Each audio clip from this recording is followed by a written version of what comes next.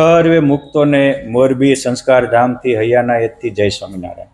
વાલા મુક્તો, વસંત પંચમી એટલે અનેક સત્કાર્યોની જનની, અનેક મુક્તોની જનની, શિક્ષાપત્રીની જનની.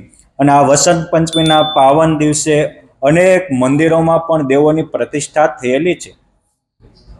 આપણે આજે વાત કરવી છે આ વસંત પંચમીના પવિત્ર દિવસે. આજથી 260 વર્ષ પહેલા એક મુક્તાત્મા જન્મા એની, અને એ મુક્ત હતા પ્રેમ મૂર્તિ, વૈરાગ્ય મૂર્તિ સદગુરુ શ્રી નિષ્કુળાનંદ સ્વામી. નિષ્કુળાનંદ સ્વામી એટલે પ્રેમના દરિયા જેવા સાધુ. નિષ્કુળાનંદ સ્વામી એટલે નિષ્ઠાની કુમારી વાળા સાધુ.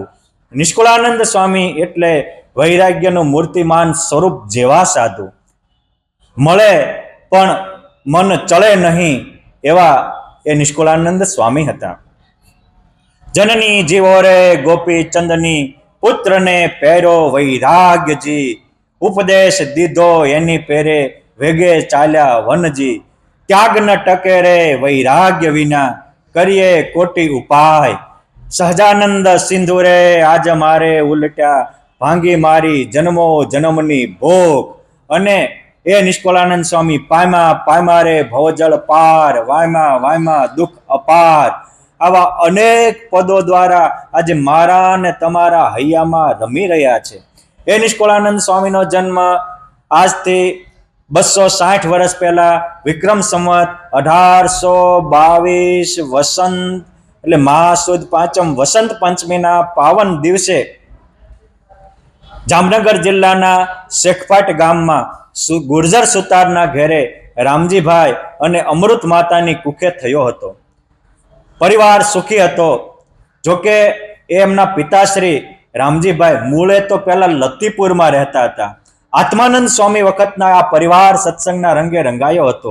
પણ એકવાર લતીપુરામાં ગુરુદેવ આત્માનંદ સ્વામીનું અપમાન થયું ત્યારે એ ગામનો ત્યાગ કરી અને શેખપાટ રહેવા આવ્યા હતા. આવા એ ગુરુનિષ્ઠ ભક્ત હતા અને ગુરુ કૃપાથી આવી અને ગુરુનિષ્ઠા રાખી ત્યારે આત્માનંદ સ્વામીએ કહેલું કે તમારે ત્યાં એક મહામુક્ત આવશે અને તમારા કુળને ઉજાગર કરીને યુગો યુગ સુધીનું અમર પદ આપશે. અને એ રામજીભાઈ અને અમૃતબાને ત્યાં 2 સંતાનો જન્મ્યા. એક મોટી દીકરી એ હતી રૂડબાઈ, જેના લગ્ન જોડિયામાં થયા હતા. એને ત્યાં વશરામ સુતાર, નારાયણ સુતાર વગેરે આવ્યા, એ પણ મુક્તો હતા. હરબાઈ ને લાડુબા 2 દીકરીઓ એ પણ મુક્ત હતા. અને આ નિષ્કુળાનંદ સ્વામી એમના લગ્ન કંકુબા સાથે થયા હતા મોટી ઉંમરે. પરંતુ લગ્ન થયા પછી પણ સંસારમાં જેનું ચિત્ત નહોતું, ગુરુદેવ રામાનંદ સ્વામીને કહ્યું કે મારે પરણવું નથી. કે ના, અમારી આજ્ઞાથી ગ્રહસ્થાશ્રમમાં રહ્યો. અને મહારાજે કીધું ને કે જે ભગવાનની આજ્ઞાથી સંસારમાં રહ્યા હોય એ વાસનાવાળા ત્યાગી કરતા શ્રેષ્ઠ છે. સમજવા જેવો પોઈન્ટ. પુરુષોત્તમ નારાયણ એવું બોલ્યા નિષ્કુળાનંદ સ્વામી માટે વચનામૃતમાં કે એક આ મયારામ ભટ્ટ અને બીજા નિષ્કુળાનંદ સ્વામી, ગમે એટલો સ્ત્રી ધનનો યોગ થાય તો એમાં ન લેવાય. પુરુષોત્તમ નારાયણે મોહર ચાપ આપી. બાકી બાપ આખું બ્રહ્માંડ કનક અને કાંતાના ગૂંથને ગૂંથાયેલું છે. આ હતા નિષ્કુળાનંદ સ્વામી. લગ્ન થયા પછી 12 વર્ષ સુધી બ્રહ્મચર્ય પાળ્યું. પછી એમના પિતાશ્રીએ ગુરુદેવ રામાનંદ સ્વામીને કહ્યું ત્યારે સંસાર માંડ્યો. અને વિક્રમ સંવત 1855માં એક દીકરાનો જન્મ થયો, એ માધવજી હતો. 59માં બીજા દીકરાનો જન્મ થયો, એ કાનજી હતો.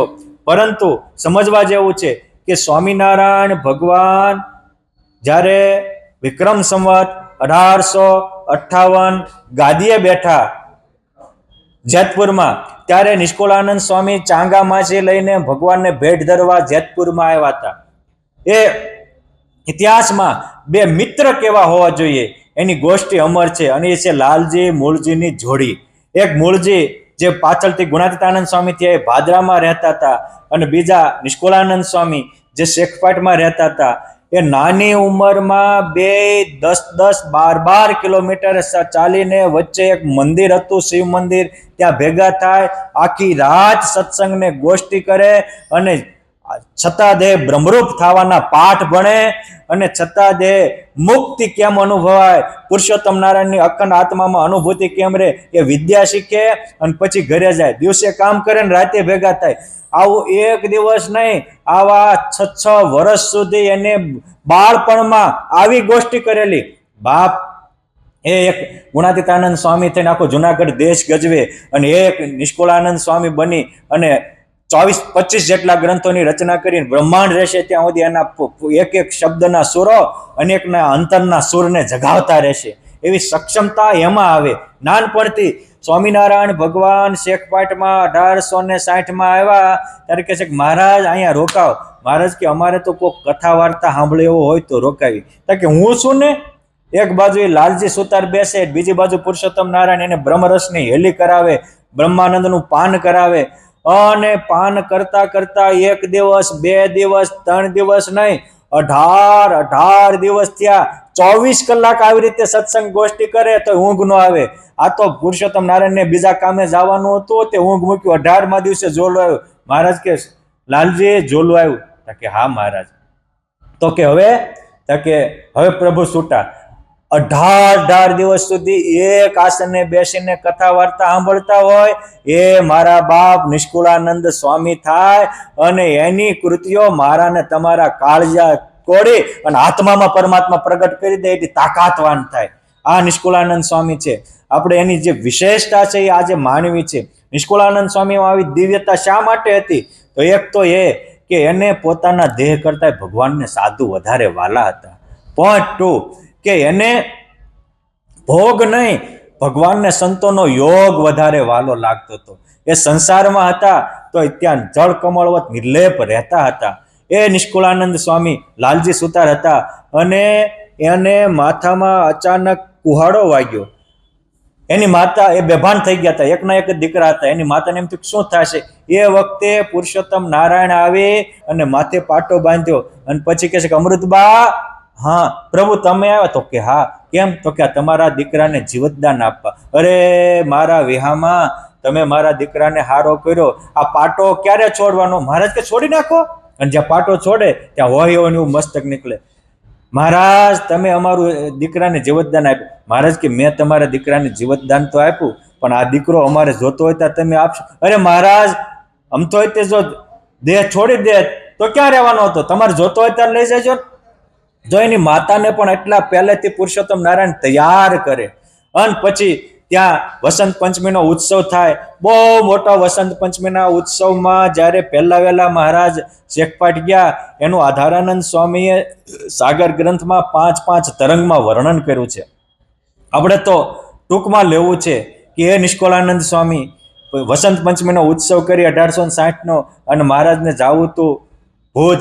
મહારાજ કે લાલજી એક ભોમિયાની જરૂર છે, તમારો જેવો જોઈએ. અરે મહારાજ બહુ સારું. સવારમાં મહારાજ કે શું? અરે મહારાજ તૈયાર છું. કોણ? તો કે હું જ. મારી જેવો વાળી બીજો ભોમિયો ક્યાંથી હોય?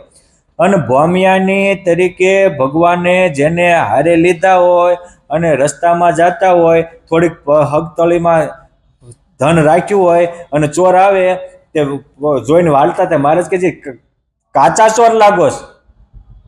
અરે કેમ? ત્યાં કે આ બહુ પાકો પગને હગતળીમ કર્યું, જોડા કાઢીને ધન લેવડાવી દે, પાણીની બોટલ હોય ભંભલી એ પણ પીવડાવી દે, પછી પાછા પુરુષોત્તમ નારાયણ તરસ્યા હતા. અરે કે મહારાજ મેં તો તમારી માટે રાખ્યું હતું, હવે હું? મહારાજ કે હાલો આગળ.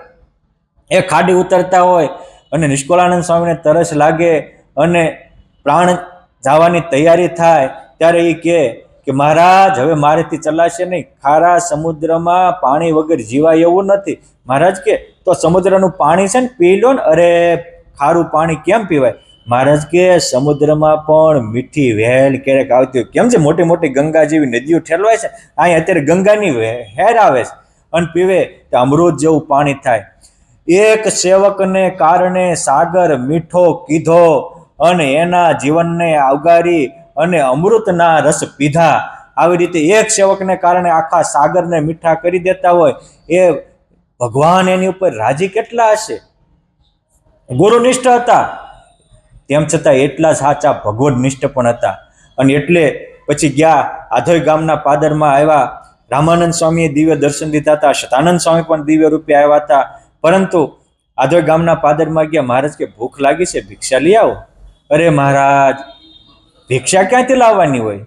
મહારાજ કે અહીં ગામમાંથી. અરે મારું ઘરનું અહીંયા છે, અને મોટા ભાગના ને ઘરના ને લોક જ લાગેલો હોય. આ ઘરનાનો લોક તોડી નાખે એને દુનિયામાં કોઈ બ્લોક ન કરી શકે, પણ ઘરનાનો લોક તોડવો પડે. આને ઘરનાનો.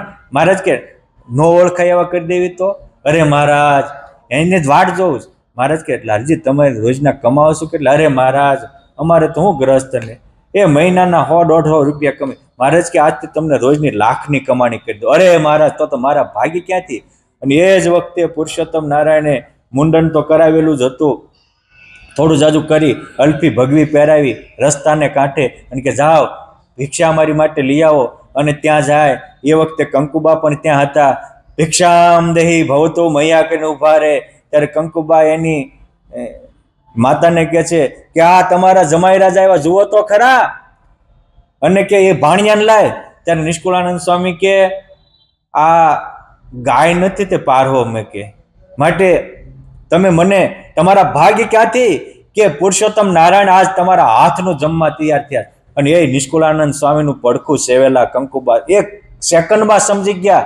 રોવાનું પડતું મૂકી અને સરસ મજાના રોટલા ઉપર ઘી ચોપડી અને ગોળના સાથે આપ્યા. પુરુષોત્તમ નારાયણે દીક્ષા દીધી, ભોજન કર્યું અને કીધું કે સ્વામી હવે તમે આધાઈ ગામના ચોરામાં જ બેસો અને ગ્રંથની રચના કરો. કયું? તો કે ગરુડ પુરાણના આધારે, ભાગવતજીના પંચમ સ્કંદના આધારે યમદંડની રચના કરો. અરે મહારાજ, કાળા અક્ષર કુહાડે માર્યા. મહારાજ કે સ્વામી આજથી તમે જે લખશો એ છંદ ચોપાઈમાં ગોઠવાઈ જશે અને બોલશો એ કવિતાઓ થઈ જશે. બાપ નિષ્કુળાનંદ સ્વામી એ પુરુષોત્તમ નારાયણની મૂર્તિમાન કૃપાના કવિ છે, અને કૃપા સાધ્ય કવિ હોય એના હૈયામાં રહીને તો મારો હરિવર બોલતો હોય, હરિવર હોકારા દેતો હોય. અને નિષ્કુળાનંદ સ્વામી પણ આ બધી પ્રેમથી સ્વીકારે છે કે નિષ્કુળાનંદના હૃદયે રહી કર્યા હરિએ ગ્રંથ પ્રકાશ. મારા હૃદયમાં રહીને પુરુષોત્તમ નારાયણે કર્યા હતા. અને એટલે તો આજે નિષ્કુળાનંદ સ્વામી જેવા અભણ સંત, ભગવાનની કૃપાથી આ બધું આવડેલું, એ ગ્રંથ ઉપર કેટલાય પીએચડીઓ કરે છે અને પોતાની આજીવિકા કમાય છે. કારણ કે પુરુષોત્તમ નારાયણના કૃપા પાત્ર. ક્યારે કૃપા પાત્ર થયા? પુરુષોત્તમ નારાયણના વચનને અધરથી ઝીલા ત્યારે.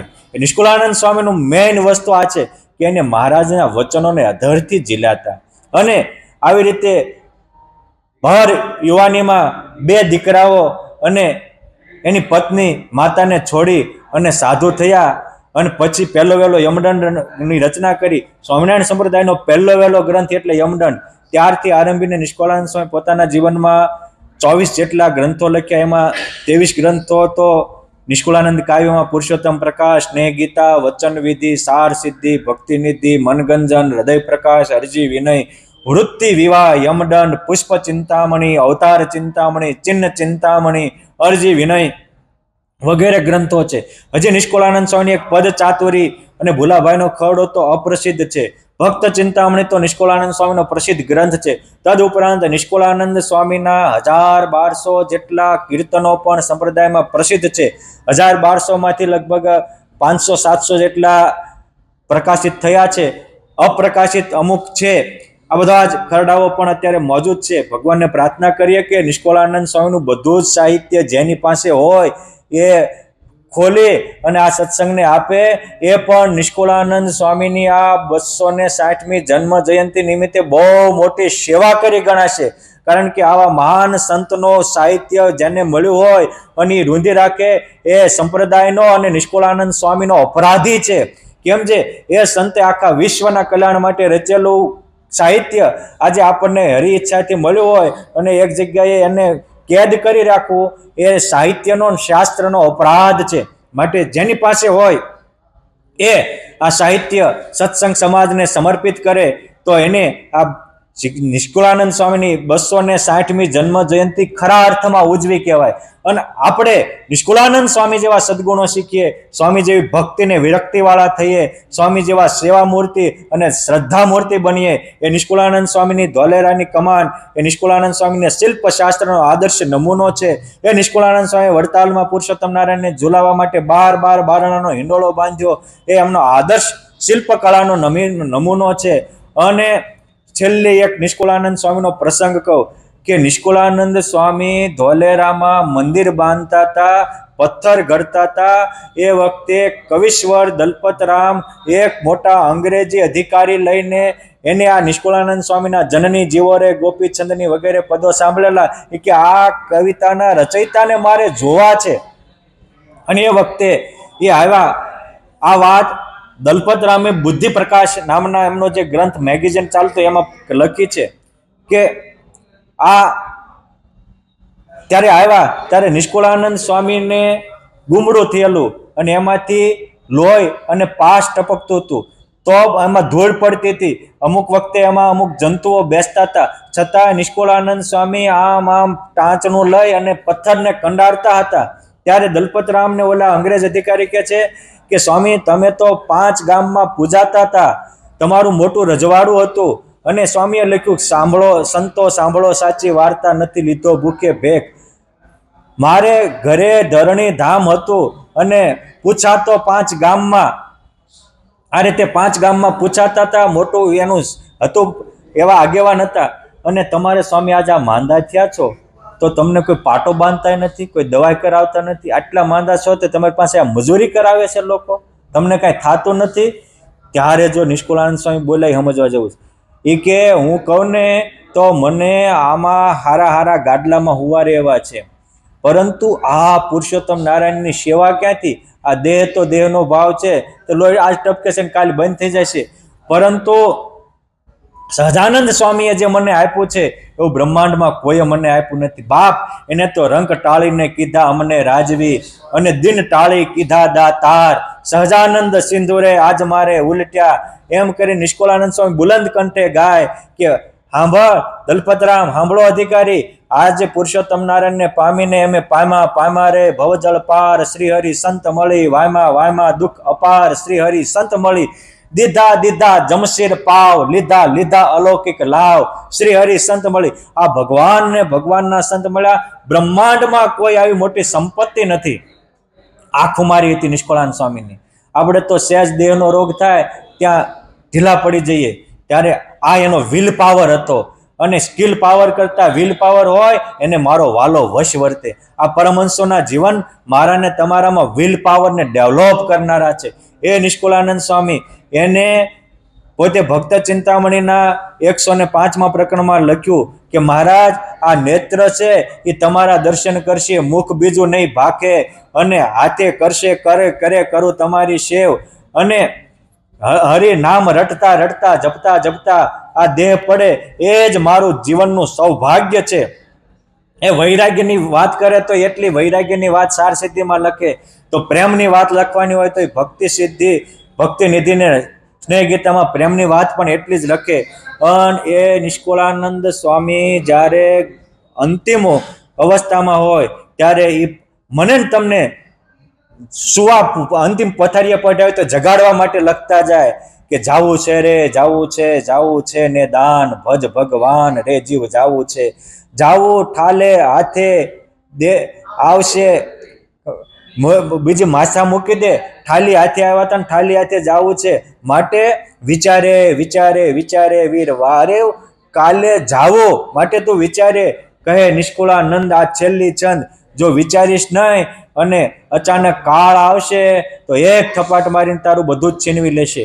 માટે સુખી થવું હોય ને કાળના મુખમાંથી બચવું હોય તો, અને પુરુષોત્તમ નારાયણના પ્રાણ પ્યારા થવું હોય તો તમે આ પુરુષોત્તમ નારાયણની વાસ્તુને ધ્યાનમાં રાખજો. આ મને તમને છેલ્લે અંતિમ પથારીએ સૂતા પહેલા પણ આપણને જાગવાનો સંદેશો આપતા એ હતા વૈરાગ્ય મૂર્તિ નિષ્કુળાનંદ સ્વામી. એ નિષ્કુળાનંદ સ્વામી વિક્રમ સંવત 1904 અષાઢ સુદ 9મીએ અક્ષરવાસી ધોલેરા ધામથી થવાના હતા. એ પહેલા ગુરુદેવ રામાનંદ સ્વામીએ દર્શન દીધા અને કીધું કે હાલો સ્વામી તેડવા આવું, તાકે હું પુરુષોત્તમ નારાયણનો ઉપાસક છું. આજે ઘણા તથાકથિત ગુરુઓ કહેતા હોય છે કે ભગવાન આવ્યા હોય અને આપણા ગુરુ આવ્યા હોય તો ભગવાનને કહેવાનું કે મારા ગુરુને લાવો તમારે હારે આવું, પણ ભગવાન આવ્યા તેને હારે ન જવાય. આ મૂળ સંપ્રદાયની રીતિ નથી. ભગવાન કરતા પણ પુરુષોત્તમ નારાયણનું એક સ્થાન સારું ઊંચું હોવું પડે. નિષ્કુળાનંદ સ્વામી ગુરુનિષ્ઠ હતા, એનાથી હવાયા ઈષ્ટનિષ્ઠ હતા. કેમ છે? ગુરુનિષ્ઠા ઈષ્ટનિષ્ઠા એની પોષક હોવી પડે, એની બાધક નહીં. એ કહે છે કે સ્વામિનારાયણ ભગવાનનો ઉપાસક છું, તમારા સાથે નહીં આવું. પછી નિષ્કુળાનંદ સ્વામી જે મંદિર બંધાવતા હતા અને ચૂનો પીલવામાં બળદ લાવતા, એ બળદને તેડીને રામાનંદ સ્વામી ધામમાં ગયા. પછી જ્યારે મહારાજ આવ્યા ત્યારે નિષ્કુળાનંદ સ્વામી શ્રીજી મહારાજ સાથે ધામમાં ગયા અને ચંદન પુષ્પની વૃષ્ટિ થઈ. અને આજે પણ 200 વર્ષે ધોલેરાનો ઇતિહાસ કહે છે નિષ્કુળાનંદ સ્વામીના અંતિમ સંસ્કાર જે દિશામાં કર્યા છે એ વખતે સ્વામીના સબને સ્પર્શેલો પવન એ ધોલેરાના અડધા ગામ ઉપરથી પસાર થયો, તો એ અડધું ગામ આજે પણ અષ્ટસિદ્ધિ અને નવનિધિથી છલકતું છે. અને અડધા ગામમાં છે એ હજી ગરીબ છે. અને એ વિસ્તારમાંથી હણપા આવે તો હણપા સુખી થાય, હણપાનો વિસ્તાર વાળો કોઈ કારણોસર ઉપર જાય તો એ પાછો ગરીબ થઈ જાય. આ નિષ્કુળાનંદ સ્વામીનો પ્રૌઢ પ્રતાપ આજે 200 વર્ષે પણ ધોલેરા ધામમાં આ આંખે જોઈને કહું છું, જોયેલી વસ્તુ છે. અને એ નિષ્કુળાનંદ સ્વામીએ જે ધોલેરા ધામનું નિર્માણ કર્યું, એ ધોલેરા ધામમાં પણ આ આવતા વર્ષે 200 વર્ષ પૂર્ણ થાય છે. એનો ભવ્ય દ્વિશતાબ્દી મહોત્સવ આવે છે. આપણે બધા જ એ દ્વિશતાબ્દી મહોત્સવમાં પણ ભેગા થઈ અને નિષ્કુળાનંદ સ્વામીના વિશેષ જીવન પ્રસંગો અને ગ્રંથોને વાગળી જીવનને ધન્ય બનાવશું. અસ્તુ. ધન્યવાદ. જય શ્રી